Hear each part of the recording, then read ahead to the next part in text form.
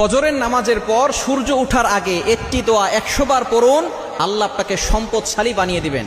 আমরা অনেকেই ধনী হতে চাই কিন্তু আমল করতে চাই না। নবীজি সাল্লাল্লাহু আলাইহি সাল্লামের কাছে অনেক সাহাবী এসে বলতেন, ইয়া রাসূলুল্লাহ, ইয়া হাবিবাল্লাহ, আমাকে কিছু আমল বলে দেন যে আমলের মাধ্যমে আল্লাহ আমাকে দুনিয়াতে সম্পদ দান করবেন। নবীজি সাল্লাল্লাহু আলাইহি সাল্লাম আমল বলে দিতেন, সাহাবায়ে কেরাম আমল করতেন এবং আল্লাহ তাআলা তাদেরকে সম্পদ দান করতেন। যদি আল্লাহ চান আপনাকেও ধনী বানাতে পারেন, যে আল্লাহ ওসমান রাদিয়াল্লাহু তাআলা আনহুকে ধনী বানিয়েছিলেন সেই আল্লাহ এখনো আছেন। আপনি যদি ইয়াকিনের সাথে আমল করতে পারেন, আল্লাহ আপনাকেও ধনী বানাতে পারেন। ফজরের সময়টা হচ্ছে বরকতময় সময়, এজন্য ফজরের নামাজের পরে সূর্য ওঠার আগেই আপনি আমলটা করার চেষ্টা করবেন। ফজরের সময় আমরা অনেকে ঘুমিয়ে থাকি, অনেকে ফজরের নামাজ পড়ি না। মনে রাখবেন, যার ফজর ছুটে গেল তার জীবনের বরকত ছুটে গেল।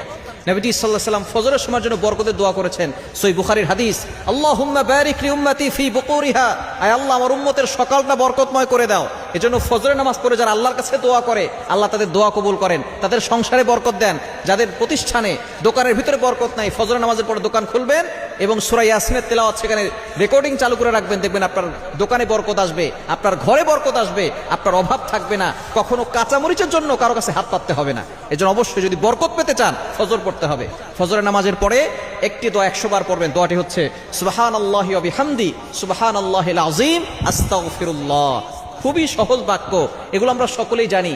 সুবহানাল্লাহি ওয়া বিহামদি সুবহানাল্লাহিল আযীম আস্তাগফিরুল্লাহ। এটা আপনি ফজরের নামাজের পরে সূর্য ওঠার আগে 100 বার করে পড়বেন।